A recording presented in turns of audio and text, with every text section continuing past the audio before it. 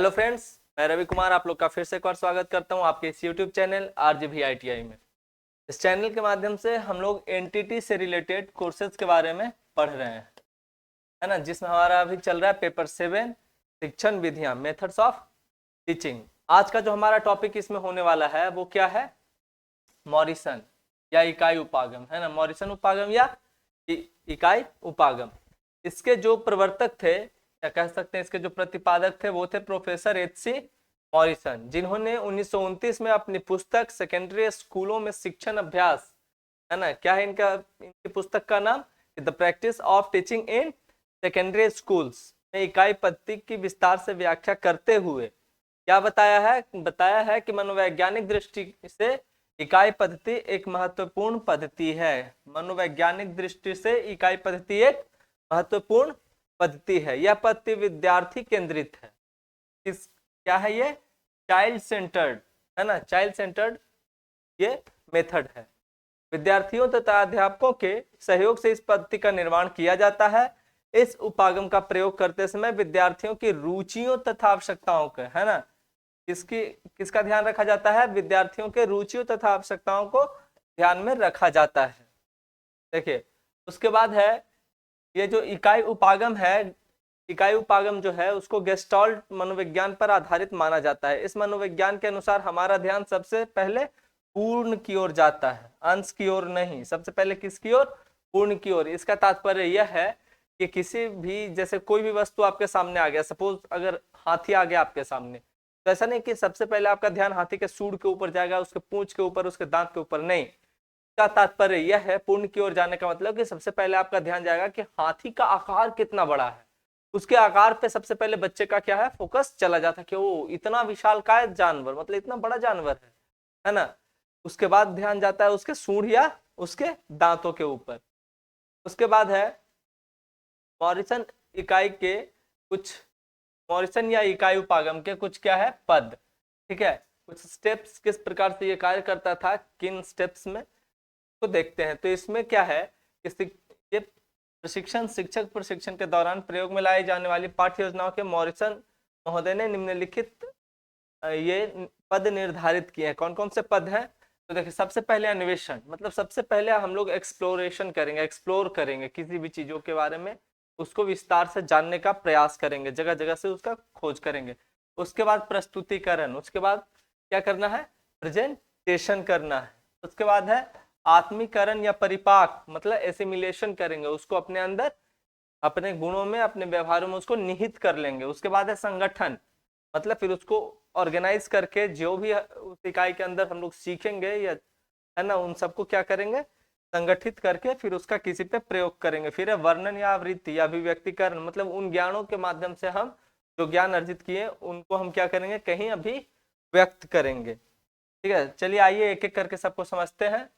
अन्वेषण, अन्वेषण से स्टार्ट करते हैं। अन्वेषण जैसा कि नाम से ही पता चलता है कि पता लगाना, है ना। अन्वेषण का मतलब क्या? एक्सप्लोर करना, मतलब नई चीजों के बारे में पता लगाना। इस प्रकार अन्वेषण के दौरान अध्यापक विद्यार्थियों के पूर्व ज्ञान का पता लगाते हैं, है ना। क्या करता है अध्यापक? विद्यार्थी के पूर्व ज्ञान का पता लगाता है। जब तक आपको विद्यार्थी के पूर्व ज्ञान के बारे में जानकारी नहीं होगी कि बच्चे पहले से क्या जानते हैं क्या नहीं जानते हैं, आप उनको नई चीजों के बारे में कैसे बता पाएंगे? पुरानी चीजों के बारे में अगर हम जानेंगे तभी तो बता पाएंगे ना कि हाँ चलो बच्चे का नॉलेज यहाँ तक का है, अब इसके आगे हम लोग को उस नया नॉलेज जोड़ना है। कैसे? पुराने ज्ञान के साथ संबंध करके नए ज्ञान को की उसमें वृद्धि करनी है, क्योंकि पूर्व ज्ञान के बिना नए ज्ञान को संगठित करना अत्यधिक जटिल होता है। इस प्रक्रिया को इस प्रकार से समझा जा सकता है कि पाठ की इकाई से संबंधित पूर्व ज्ञान का अन्वेषण। क्या करते हैं टीचर अन्वेषण में? कि पाठ की इकाई से संबंधित पूर्व ज्ञान का अन्वेषण, जो भी इकाई, जो भी यूनिट पढ़ाने जा रहे हैं हम क्लास में क्या करेंगे? सबसे पहले बच्चों के विषय में हम इस बात का पता लगा लेंगे कि हम जो चैप्टर पढ़ाने जा रहे हैं, हम जो यूनिट्स उसको पढ़ाने जा रहे हैं, क्या उसके बारे में वो पहले से थोड़ा बहुत जानते हैं या उससे रिलेटेड कुछ टॉपिक्स वो पहले से जानते हैं, तभी तो रिलेट करके उनको आगे पढ़ा पाएंगे। सेकंड है विद्यार्थियों की रुचियों व अभिरुचियों का अन्वेषण, मतलब बच्चों के इंटरेस्ट के बारे में, उनका इंटरेस्ट इस टॉपिक के ऊपर है या नहीं है, पहले ये भी जानना जरूरी है। क्योंकि जब तक कोई व्यक्ति भूखा ना हो उसको खाना खिलाने का कोई मतलब नहीं बनता है। खाने का असली मजा तभी है जब किसी को भूख लगे। आपको भूख लगे तभी आप खाते हैं, तो आपको असली आनंद की प्राप्ति होती है। उसके बाद है प्रत्येक इकाई को प्रस्तुत करने के लिए प्रयुक्त विधियों और प्रविधियों का अन्वेषण। हम जो इकाई प्रस्तुत करने जा रहे हैं बच्चों के सामने, जो हम उसका इकाई का प्रेजेंटेशन करने जा रहे हैं, उसका क्या करना है, उसका प्रयुक्त विधियों और प्रविधियों का अन्वेषण। उसको किस विधि के माध्यम से हम बच्चों के सामने प्रस्तुत करने जा रहे हैं, किन प्रविधियों के माध्यम से प्रस्तुत करने जा रहे हैं, उसका अन्वेषण करना कि बच्चे किस विधि से ज्यादा बेहतर समझ पाएंगे। उसके बाद है प्रस्तुतिकरण। प्रस्तुतिकरण में क्या है, देखिए ये हमने कल भी हर्बर्ट उपागम में भी प्रस्तुतिकरण के विषय में पढ़ा था। इसमें क्या है, इकाई उपागम के इस पद के अंतर्गत पाठ्य सामग्री की विवेचना की जाती है ना। जो भी चैप्टर पढ़ाने वाले होते हैं उसकी क्या की जाती है, पाठ्य सामग्री की विवेचना, उसका वर्णन इसमें किया जाता है। शिक्षक संपूर्ण इकाई के स्वरूप को विद्यार्थी के सामने प्रस्तुत करता है ना। टीचर जो भी है वो चैप्टर के विषय में सारी बातों को स्टूडेंट्स के सामने रखता है। इस पद में अध्यापक प्रस्तुत इकाई के उद्देश्यों से भी अपने विद्यार्थियों को अवगत या परिचित कराता है। उसका जो उद्देश्य होता है उस चैप्टर को पढ़ाने का, क्या मोटिव है उस चैप्टर को पढ़ाने का, उसके विषय में भी टीचर आपको उस चैप्टर के अंदर बताता है। ठीक है। फिर मॉरिसन या इकाई उपागम का यह पद हर्बर्ट के उपागम प्रस्तुतिकरण से मिलता जुलता है ना। ये जो मॉरिसन का इकाई उपागम का ये जो पद है वो किससे मिलता जुलता है, हर्बर्ट के प्रस्तुतिकरण वाले उपागम से मिलता जुलता है, उसके ये स्टेप से मिलता है। इस पद में शिक्षक विद्यार्थियों से अधिक सक्रिय रहता है। वास्तविक बात है, बिल्कुल जाहिर सी बात है कि जब टीचर अगर क्लास में कुछ बता रहा है तो वो क्या है, वो स्टूडेंट से उसमें ज्यादा एक्टिव रहेगा, है ना। स्टूडेंट तो बस शांति से बैठ के उसमें वो सुन रहा होगा या चीजों को समझने का प्रयास कर रहा होगा, बीच बीच में एक आध कोई क्वेश्चन कर रहा होगा, लेकिन उसमें ज्यादा एक्टिव कौन होता है, उसमें ज्यादा एक्टिव टीचर होता है। जैसे अभी हम क्या कर रहे हैं, अभी आपको मॉरिसन इकाई बता रहे हैं। अब इसमें क्या है कि आप क्या कर रहे हैं, अभी आप लोग जो वीडियो जो भी देख रहे हैं वो शांति से बैठ के सुनने और समझने का प्रयास कर रहे हैं, और हम क्या कर रहे हैं, हम अभी आपके सामने मॉरिसन इकाई का प्रस्तुतिकरण कर रहे हैं। मतलब हम आपसे ज्यादा अभी सक्रिय हैं इस क्रिया में। और इसके बाद क्या है, इस पद में अध्यापक द्वारा अगली इकाई तब तक प्रस्तुत नहीं की जाती जब तक कि कक्षा के सभी विद्यार्थी को पहली इकाई की सामग्री पूरी तरह से समझ में नहीं आ जाती। ठीक है ना। आपको तब तक नेक्स्ट चैप्टर पे नहीं जाना जब तक कि पिछले चैप्टर का अच्छा से कमांड बच्चों को ना हो जाए। जब अच्छा से कमांड हो जाएगा पिछले चैप्टर के का, जो चैप्टर पढ़ा रहे हैं उस पर अच्छा कमांड हो जाए बच्चों का, तभी हम लोग को नेक्स्ट चैप्टर की ओर मूव करना चाहिए। इस प्रकार इस पद में अध्यापक क्या है, कक्षा की सभी क्रियाओं पर हावी रहता है। इसमें क्या होता है कि इसमें जो टीचर होता है वो क्या है, क्लास में सभी क्रियाओं पे, सभी एक्टिविटीज पे क्या है, हावी होता है। उसके बाद है आत्मीकरण या परिपाक, एसिमिलेशन। आत्मीकरण या आत्मसात करना किसी, एसिमिलेशन का मतलब यही होता है कि इसको अपने व्यवहार में नियमित तौर पे शामिल कर लेना, वो होता है एसिमिलेशन। इसमें थोड़ा सा समझते हैं, इस पद में प्रस्तुतिकरण के दौरान अर्जित किए गए ज्ञान को स्थायित्व प्रदान, है ना। क्या कह रहा है कि इस के दौरान अर्जित किए गए ज्ञान को क्या करते हैं, अस्थायित्व प्रदान किया जाता है। मतलब कि जो नॉलेज आपने एक्वायर किया है, जो नॉलेज आपने प्राप्त किया है, उसको क्या करना है, उसको अस्थायित्व प्रदान करना है। मतलब उसको अपने व्यवहारों में शामिल कर लेना एकदम बिल्कुल। अब वो भूलने वाली बात नहीं है, वो क्या हो गया, आपके व्यवहार में वो शामिल हो गया। ठीक है ना, अस्थायित्व उसको मिल गया। इस पद में विद्यार्थी विषय सामग्री का गहराई से अध्ययन करते हैं तथा उसे समझने का प्रयास करते हैं। जैसे आपने बचपन में एक बार जोड़ घटाव सीख लिया है ना, ऐड सब्ट्रैक्ट सीख लिया, अब क्या है कि अब उसको कह सकते हैं कि एडिशन आपके नॉलेज के अंदर अस्थायित्व प्राप्त कर चुका है ना, बिल्कुल अस्थायित्व प्राप्त कर चुका है। क्या आप अब लाइफ टाइम कभी एडिशन भूलने वाले हो, कभी नहीं। ये बहुत सिंपल सी चीज है। अब आप लोग, सिंपल तो कुछ भी नहीं होता, कोई भी टॉपिक है अगर उसको आप बार बार, या ऐसा है कि कोई भी टॉपिक को आप बार बार रिपीट करो या फिर अपने लाइफ से उसको जोड़कर आप समझने का प्रयास करो, अगर एक बार अगर उसको अपने लाइफ के साथ अगर आप उस टॉपिक को रिलेट कर लिए तो फिर जिंदगी भर उसको भूलना बिल्कुल असंभव ही हो जाता है। मतलब हर किसी को लगभग याद हो जाता है। अब क्या है कि इसके लिए वे पुस्तकालय तथा प्रयोगशालाओं का प्रयोग करते हैं, है ना। इस पद में विद्यार्थी अपनी शंकाओं का समाधान करते हैं, विषय सामग्री का पुनः स्मरण करते हैं तथा तर्क वितर्क प्रविधियों का प्रयोग करके अपने अर्जित किए गए ज्ञान को स्थायित्व प्रदान करते हैं। क्या करते हैं कि जो टॉपिक सीख लेते हैं उसके बारे में क्या है कि अपनी शंकाओं का समाधान करते हैं। इस पर शंकाओं का समाधान करते हैं, विषय सामग्री का क्या करते हैं, इसमें पुनः स्मरण मतलब रिपीट करते हैं, है ना। या इसको पुनरावृत्ति बोल सकते हैं, रिपीटेशन, उसका तर्क वितर्क प्रविधियों का प्रयोग करके अपने अर्जित किए गए ज्ञान को स्थायित्व प्रदान करते हैं। मॉरिसन या इकाई उपागम में आत्मीकरण को अधिक प्रधानता दी गई है, एसिमिलेशन को ज्यादा प्रधानता दी गई है, और हर्बर्ट उपागम में क्या है, प्रस्तुतिकरण को अत्यधिक प्रधानता दी गई। क्या प्रस्तुतिकरण कितने अच्छे से करते हैं बच्चे, उसी के अकॉर्डिंग अपना वो जो है नया चैप्टर को एक्वायर कर पाएंगे। जबकि इसमें क्या है, इसमें आत्मीकरण को अत्यधिक प्रधानता दी गई है।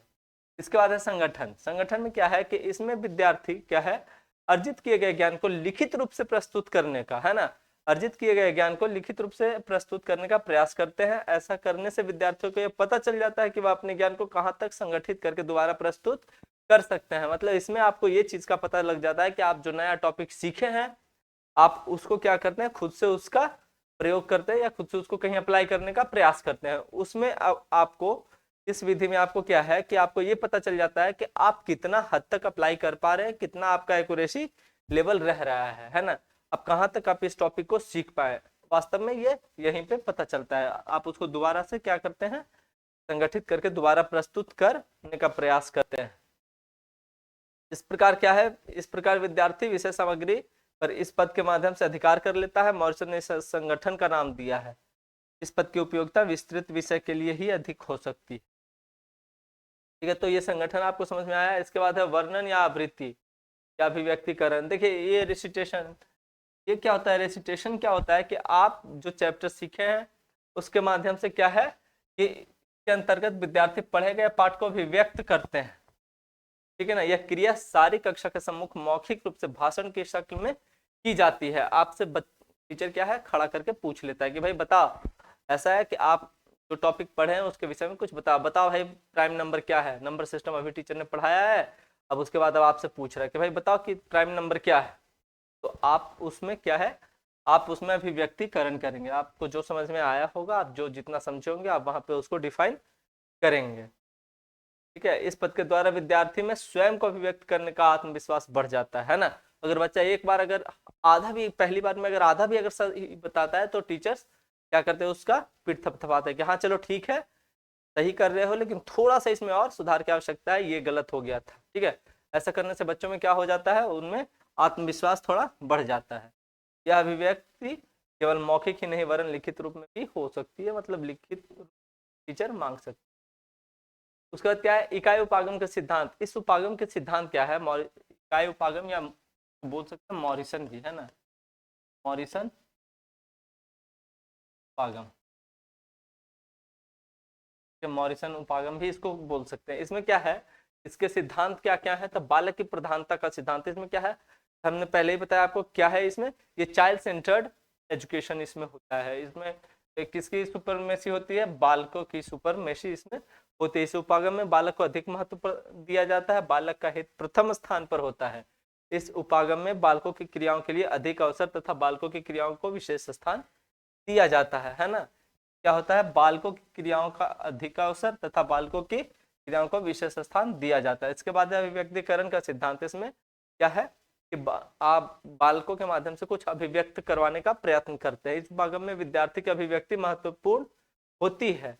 नया ज्ञान प्रदान करने के लिए विद्यार्थी की अभिव्यक्ति का विकास करने की आवश्यकता होती है। इस प्रकार विद्यार्थी ज्ञान को आत्मीकरण कर लेते हैं तथा उनमें आत्मविश्वास बढ़ता है। इसमें क्या होता है, विद्यार्थी की अभिव्यक्ति महत्वपूर्ण होती है इस सिद्धांत में।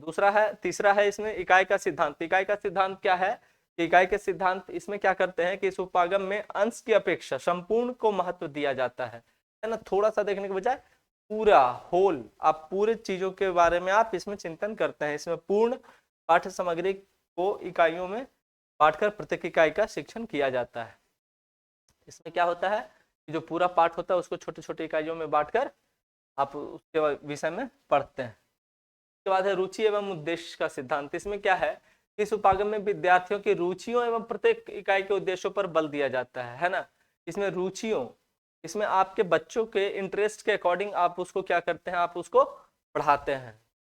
अगर उसमें अगर किसी भी टॉपिक्स के ऊपर लेकर अगर उनमें इंटरेस्ट नहीं है, अगर उनका इंटरेस्ट नहीं है तो जब तक उनमें आप इंटरेस्ट को जगह मतलब पुनर्स्थापित ना कर दे तब तक आप उस टॉपिक को ना ही पढ़ाएं तो बेहतर है। प्रत्येक इकाई के उद्देश्य भी भिन्न होते हैं, है ना। हर यूनिट का, हर चैप्टर का जो मोटिव होता है पढ़ाने का वो अलग अलग होता है। उसके बाद है संगठन का सिद्धांत। इसमें क्या है कि पाठ्य सामग्री, अभी संगठन के बारे में अभी भी हम लोग जाने हैं, तो पाठ्य सामग्री का उचित संगठन ज्ञान प्रदान करने के लिए अति आवश्यक होता है। यदि पाठ्य सामग्री को उचित ढंग से संगठित न किया जाए तो उसका कक्षा कक्ष में प्रस्तुतिकरण प्रभावशाली क्या है, नहीं होगा, है ना। अगर कोई भी चैप्टर के बारे में, किसी टॉपिक के बारे में अगर हम आप लोगों को बता रहे हैं, अगर उसको सही ढंग से संगठित करके अगर नहीं आपके सामने अगर हम प्रस्तुतिकरण अगर उसका करेंगे तो क्या है कि बच्चों में कंफ्यूजन बढ़ जाएगा और बेहतर समझ में नहीं आएगा। तो क्या है, कोई भी चैप्टर स्टार्ट करने से पहले उनको सही ढंग से संगठित करना, ऑर्गेनाइज करना बहुत आवश्यक हो जाता है। फिर है गतिशीलता का सिद्धांत। गतिशीलता में क्या है, इस पत्ती में सभी इकाइयां गतिशील होनी चाहिए तथा इनका प्रयोग आवश्यकता अनुसार किया जाना चाहिए। इस सिद्धांत के अनुसार इन इकाइयों का क्षेत्र भी विस्तृत होता है। देखिए, जो भी टॉपिक पढ़ा रहे हैं उसका कहीं ना कहीं आप लोग को क्या है, उसका कहीं ना कहीं प्रयोग होना चाहिए, ठीक है ना। इनका प्रयोग आवश्यकता अनुसार किया जाना चाहिए। जहां भी प्रयोग, जहां भी हम नई चीजों को सीख रहे हैं उसको क्या है, अपने लाइफ में कहीं भी आवश्यकता पड़ने पे हम उसको अप्लाई कर सकें। यही है गतिशीलता का सिद्धांत, मतलब जो सीखा उसको प्रयोग में ले आया, उसको उपयोग में ले आए हम लोग। इसके बाद है इकाई उपागम के कुछ ये थे सिद्धांत, और अब है कुछ गुण। अब गुण और दोषों दोनों के विषय में देखेंगे। नीचे दोष है, यहाँ पे कुछ गुण के बारे में देख लेते हैं। इस उपागम के क्या क्या गुण है। तो इसके गुण में यह है गेस्टाल्ट मनोविज्ञान पर आधारित है। उसके बाद इसमें स्पष्ट उद्देश्यों के कारण प्रभावशाली अधिगम संभव है ना। इसका जो उद्देश्य है वो स्पष्ट है, इसलिए क्या है, इसमें प्रभावशाली, इसका अधिगम ज्यादा प्रभावशाली है। इससे स्वाध्याय, सेल्फ स्टडी की आदत पड़ती है, क्योंकि आपको अभिव्यक्ति करनी होती है, आपको संगठन करना होता है अपने ज्ञानों का, इसलिए इसमें क्या है, स्वाध्याय की आदत पड़ती है। आपको स्वाध्याय करने की आवश्यकता पड़ेगी, तो ऐसा हैबिट आप में ऑटोमेटिकली बिल्ड हो जाएगा। उसके बाद है शिक्षण सामग्री का उचित प्रयोग हो सकता है इसमें। फिर है यह विद्यार्थी प्रधान उपागम है, इसमें चाइल्ड सेंटर्ड अप्रोच है। ये में सुगम आत्मसात होता है ना। इसमें जो एसिमिलेशन है वो बहुत ही आसान तरीके से हो जाता है। इसके बाद है इस उपागम द्वारा सामाजिक गुणों का विकास संभव है। इस ये जो उपागम है, इस टाइप का जो भी अप्रोच है उसके माध्यम से क्या है कि सामाजिक गुणों का इसमें विकास संभव है। इस उपागम में स्वास्थ्य संबंधी, है ना, स्वास्थ्य अंतःक्रिया विकसित होती है। इसमें क्या है आपका कि स्वस्थ अंतःक्रिया विकसित होती है। इसके बाद है इस उपागम में, तो उपागम के कारण यह सरल और रोचक उपागम है, ठीक है ना। क्या है ये, इस उपागम के कारण यह सरल और रोचक उपागम है। और लास्ट है इसमें कि प्रत्येक प्रकार के अभिव्यक्ति की व्यवस्था है। इसमें आपको क्या है कि अपने बातों को अभिव्यक्त करने की हर तरह से व्यवस्था की जाती है। इसके बाद है इसके कुछ दोष हैं। तो इसके दोषों में क्या क्या है, तो इसके पदों में स्पष्टता की कमी है ना। इसके स्टेप्स में क्या है, थोड़ा क्लियरिटी की कमी है, कि बच्चे को जरूरी नहीं कि हर डाउट्स, हर स्टेप्स के माध्यम से सारे डाउट्स क्लियर हो ही जाए। उसके बाद है इस उपागम में समय का दुरुपयोग होता है। इस उपागम में समय का क्या है कि उचित उपयोग नहीं हो पाता है। इसमें प्रत्येक इकाई को सार्थक बनाना कठिन है ना। हर इकाई को उस तरीके से ये करना संभव नहीं है। इस उपागम का कार्य क्षेत्र सीमित है, बहुत ही सीमित है इसका कार्य क्षेत्र। उसके बाद इस उपागम द्वारा असंतुलित ज्ञान दिया जाता है। ज्ञान में कोई क्या है, संतुलन नहीं रहता, समन्वय नहीं रह पाता हर टॉपिक्स के साथ। और इस उपागम द्वारा ज्ञान बहुत धीमी गति से दिया जा सकता है, क्योंकि बच्चे का क्या है, जब तक अब उसकी रुचि नहीं जागृत होगी, जब तक वो एसिमिलेशन नहीं कर पाएगा, तब तक उसको नेक्स्ट चैप्टर पढ़ाना नहीं है। तो क्या है, इस उपागम द्वारा ज्ञान बहुत धीमी गति से दिया जाता है। तो चलिए, ये था आज का हमारा टॉपिक लेसन प्लान के अंदर, है ना। पीछे का हम लोग जो देख रहे थे वो लेसन प्लान देख रहे थे। कल हम लोगों ने देखा था लेसन प्लान। लेसन प्लान में हम लोग कल टॉपिक 1 देखे थे, उसमें हर्बर्ट उपागम था। आज का ये जो टॉपिक है वो टॉपिक 2 है, या इसको क्या लिख सकते हैं, ये टॉपिक 2 है। टॉपिक 1 में क्या था, टॉपिक 1 में था हर्बर्ट अप्रोच।